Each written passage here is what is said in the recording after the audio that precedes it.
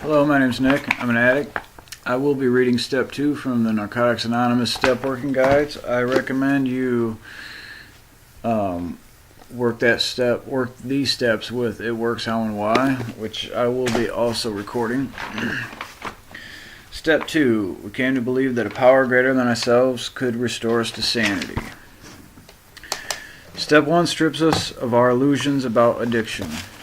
Step 2 gives us hope for recovery. The second step tells us that what we found out about our addiction in the first step is not an end of the story. The pain and insanity with which we have been living are unnecessary, says Step 2. They can be relieved, and in time we will learn to live without them through working the 12 steps of Narcotics Anonymous. The second step fills the void we feel when we finish Step 1. As we approach Step 2, we begin to consider that maybe, just maybe, there's a power greater than ourselves, a power capable of healing our hurt, calming our confusion, and restoring our sanity. When we were new in the program, many of us were puzzled by the step's implication that we had been insane. From acknowledging our powerlessness to admitting our insanity seemed an awfully large leap. However, after being around the program for a while, we begin to understand that what this step was really about. We read the basic text and found that our insanity was defined there as repeating the same mistakes and expecting different results. We can certainly relate to that. After all, how many times have we tried to get away with something we had never gotten away with before, each time telling ourselves, it will be different this time? Now that's insane. As we live the principles of this step for many years, we discover how deep our insanity actually runs. We often find that the basic text definition just scratches the surface. Some of us resisted this step because we thought it required us to be religious. Nothing could be further from the truth. There is nothing, absolutely nothing, in the NA program that requires a member to be religious.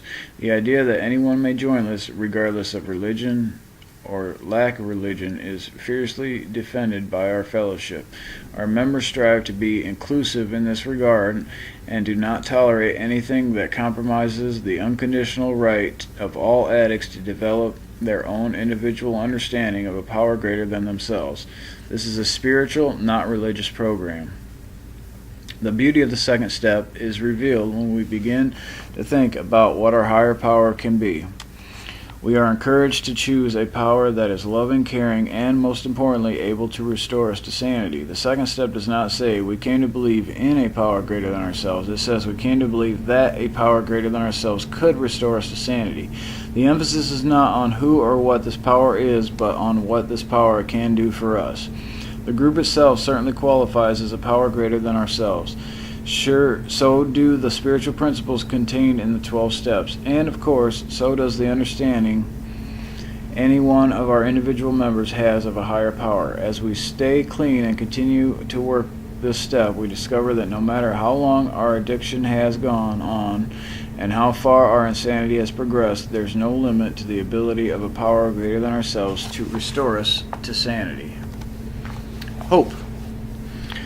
The hope we get from working Step 2 replaces the desperation with which we came into the program. Every time we had followed what we thought would be a path out of our addiction, medicine, religion, or psychiatry, for instance, we found they only took us so far. None of these was sufficient for us.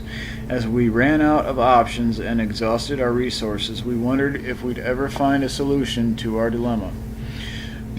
If there was anything in the world that worked. In fact, we may have been slightly suspicious when we first came to Narcotics Anonymous, wondering if this was just another method that wouldn't work, or that wouldn't work well enough for us to make a difference. However, something remarkable occurred to us when we sat in our first few meetings. There were other addicts there who had used drugs just as we had, addicts who were now clean. We believed in them. We knew we could trust them. They knew the places we'd been to in our addiction, not just the using hangouts, not just the geographic locations, but the hangouts of horror and despair our spirits had visited each time we'd used. The recovering addicts we met in NA knew those places as well as we did because they had been there themselves.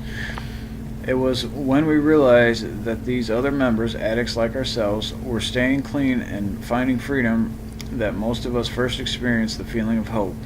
We may have been standing with a group of members after a meeting. We may have been listening to someone share a story just like our own. Most of us can recall that moment, even years later, and that moment comes to all of us. Our hope is renewed throughout our recovery. Each time something new is revealed to us about our disease, the pain of the realization is accompanied by a surge of hope. No matter how painful the process of demolishing our denial may be, something else is being restored in its place within us.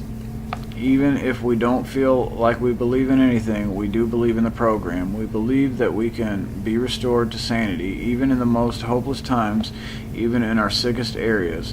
What do I hope about today? Insanity.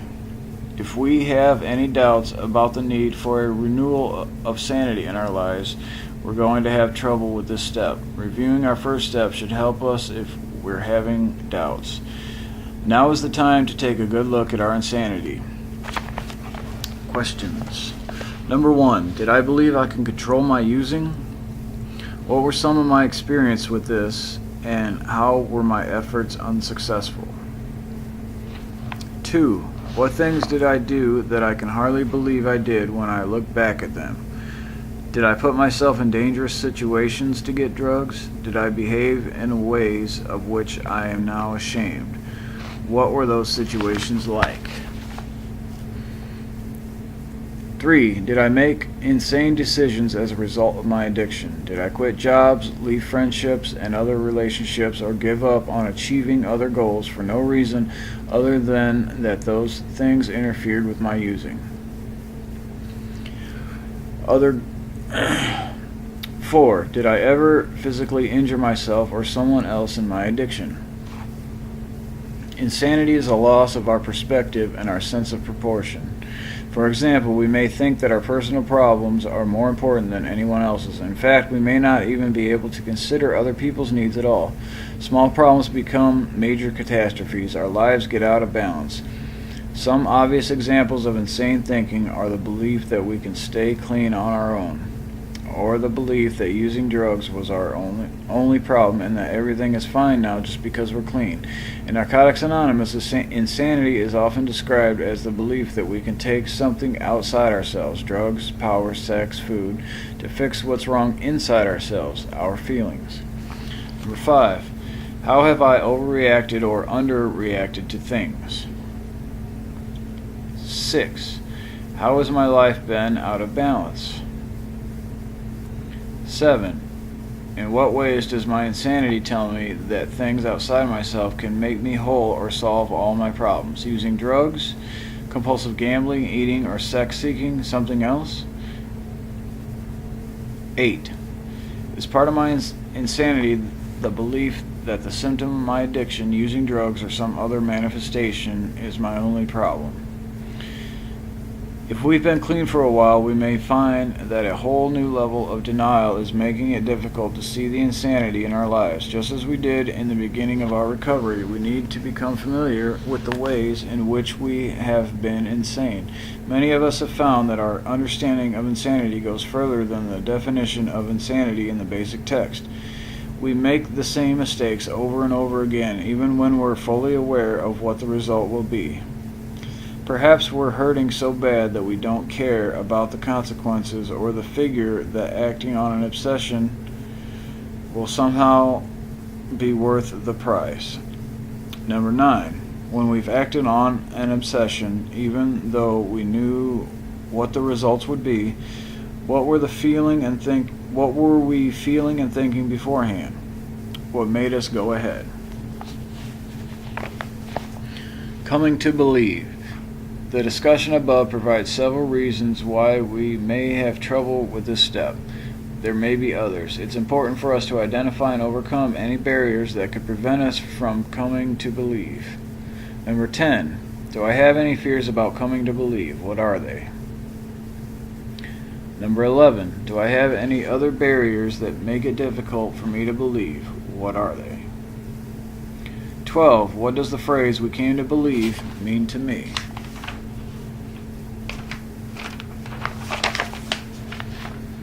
As addicts, we're prone to wanting everything to happen instantly, but it's important to remember that Step 2 is a process, not an event. Most of us don't just wake up one day and know that a power greater than ourselves can restore us to sanity. We gradually grow into this belief. Still, we don't have to just sit back and wait for our belief to grow on its own. We can help it along. 13. Have I ever believed in anything for which I don't have tangible evidence? What was that experience like? 14. What experiences have I heard other recovering addicts share about the process of coming to believe? Have I tried any of them in my life? 15. In what do I believe? 16. How has my belief grown since I've been in recovery? You guys all caught up? A power greater than ourselves. Each one of us comes to recovery with a whole history of life experiences. That history will determine to a large degree the kind of understanding we develop of a power greater than ourselves. In this step, we don't have to have a lot of specific ideas about the nature or identity of that higher power. That sort of understanding will come later. The kind of understanding of a higher power that's most important to find in the second step is an understanding that can help us. We're not concerned here with theological elegance or doctrinal adherence. We just want something that works. How powerful does a power greater than ourselves have to be? The answer to that question is simple. Our addiction as a negative power was, without a doubt, greater than we were. Our addiction led us down a path of insanity and caused us to act differently than we wanted to behave. We need something to combat that. Something at least as powerful as our addiction. Number 17.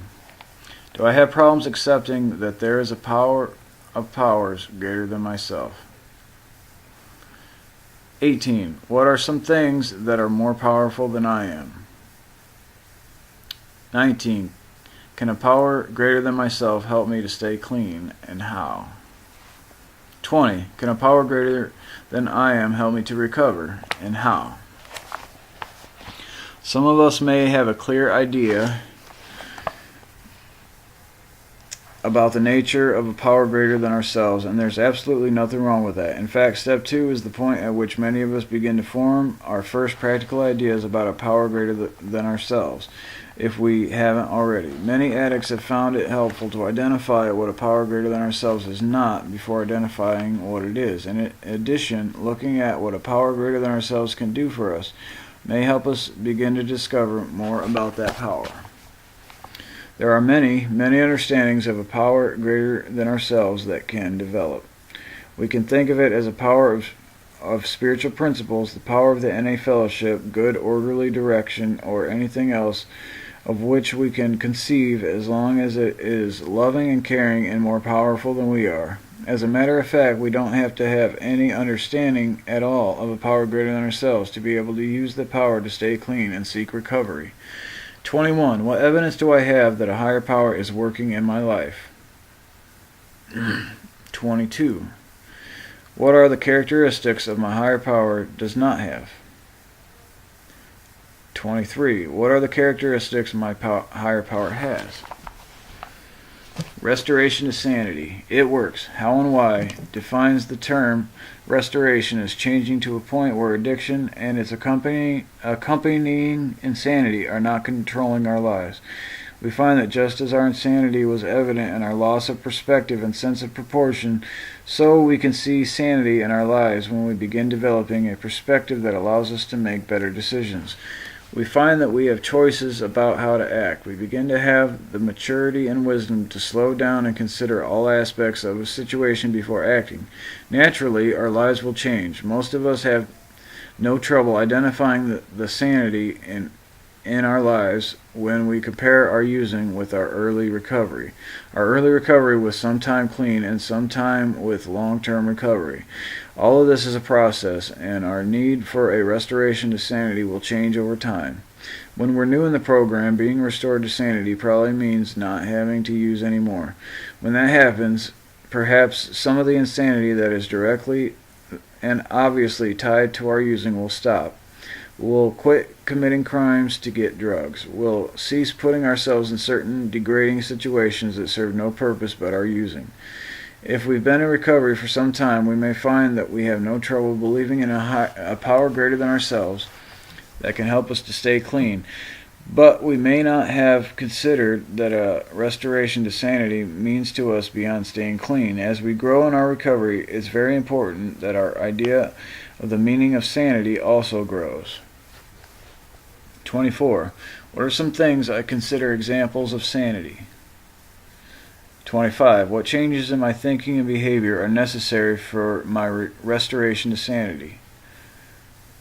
26. In what areas of my life do I need sanity now? 27. How is restoration a process? 28. How will working the rest of the steps help me in my restoration to sanity? 29. How has sanity already been restored to me in my recovery? Some of us may have unrealistic expectations about being restored to sanity. We may think that we'll never get angry again, or that as soon as we start to work this step, we will behave perfectly all the time and have no more trouble with obsessions, emotional turmoil, or imbalance in our lives. This description may seem extreme, but if we find ourselves disappointed with our personal growth and recovery, or the amount of time it takes to be restored to sanity, we may recognize some of our beliefs in this description. Most of us have found that we gain the most serenity by letting go of any expectations we may have about how our recovery is progressing. Number 30. What expectations do I have about being restored to sanity? Are they realistic or unrealistic? 31. Are my realistic expectations about how my recovery is progressing being met or not? Do I understand that recovery happens over time, not overnight? 32. Finding ourselves able to act sanely even once in a situation with which we were never able to deal successfully before is evidence of sanity. Have I had any experiences like that in my recovery? What are they? Spiritual principles. In the second step, we will focus on open-mindedness, willingness, faith, trust, and humility. The principle of open-mindedness that we find in the second step arises from the understanding that we can't recover alone, that we need some kind of help. It continues with opening our minds to believing that help is possible for us. It doesn't matter whether we have any idea of how this power greater than ourselves is going to help, just that we believe it's possible. 33. Why is having a closed mind harmful to our recovery? 34. How am I demonstrating open-mindedness in my life today? 35. In what ways has my life changed since I've been in recovery? Do I believe more change is possible? Practicing the principle of willingness in the second step may begin simply. At first, we may just go to meetings and listen to our other recovering addicts share about their experiences with this step. Then we may begin applying what we hear to our own recovery. Of course, we ask our sponsor to guide us. 36. What am I willing to do to be restored to sanity? 37. Is there something I am now willing to do that I was previously unwilling to do? What is it? We can't just sit back and wait to feel a sense of faith when working step 2. We have to work at it. One of the suggestions that has worked for many of us is to act as if we had faith. This doesn't mean that we should be dishonest with ourselves. We don't need to lie to our sponsor or anyone else about where we are in this step. We're not doing this to sound good or look good. Acting as if simply means living as though we believe that what we hope for will happen. In the second step, this would mean living as though we expect to be restored to sanity. There are a variety of ways this may work in our individual lives. Many members suggest that we begin acting as if by going to meetings regularly and taking direction from our sponsor. 38. What action have I been taking that demonstrates my faith? 39. How has my faith grown? 40. Have I been able to make plans, having faith that my addiction isn't going to get in the way? Practicing the principle of trust may require overcoming a sense of fear about the process of being restored to sanity. Even if we've been clean only a short time, we've probably already experienced some emotional pain as we've grown in recovery. We may be afraid that there will be more pain.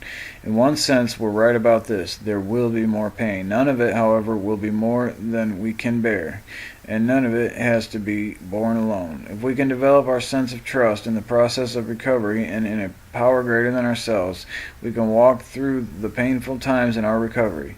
We'll know that what's waiting on the other side will be more than just superficial happiness. It will be a fundamental transformation that will make our lives more satisfying on a deeper level. 41. What fears do I have that are getting in the way of my trust? 42. What do I need to do to let go of these fears? 43. What action am I taking that demonstrates my trust in the process of recovery and a power greater than myself? The principle of humility springs from our acknowledgement that there is a power greater than ourselves. It's a tremendous struggle for most of us to stop relying on our own thinking and begin to ask for help. But when we do, we have begun to practice the principle of humility found in the second step. 44. Have I sought help from a power greater than myself today, and how? 45. Have I sought help from my sponsor, gone to meetings, and reached out to other recovering addicts? What were the results? Moving on. As we get ready to go on to Step 3, we'll want to take a look at what we've gained by working Step 2. Writing about our understanding of each step as we prepare to move on helps us internalize the spiritual principles connected to it. 46. What action can I take that will help me along the process of coming to believe? 47. What am I doing to work on overcoming any unrealistic expectations I may have about being restored to sanity? 48. What is my understanding of Step 2? 49. How has my prior knowledge and experience affected my work on this step? As we move on to Step 3, a sense of hope is probably arising within our spirits. Even if we're not new in recovery, we've just reinforced our knowledge that recovery, growth, and change are not just possible but inevitable when we make the effort to work the steps. We can see the possibility of relief from the particular brand of insanity in which we've most recently been gripped by our addiction. We've probably already begun to experience some freedom. We're beginning to be released from the blind pursuit of our insanity. We've explored our insanity and have started to trust a power greater than ourselves to relieve us from having to continue on the same path. We're beginning to be freed from our illusions. We no longer have to struggle to keep our addiction a secret or isolate ourselves to hide our insanity. We have seen how the program has worked for others, and we have discovered that it is a beginning to work for us as well.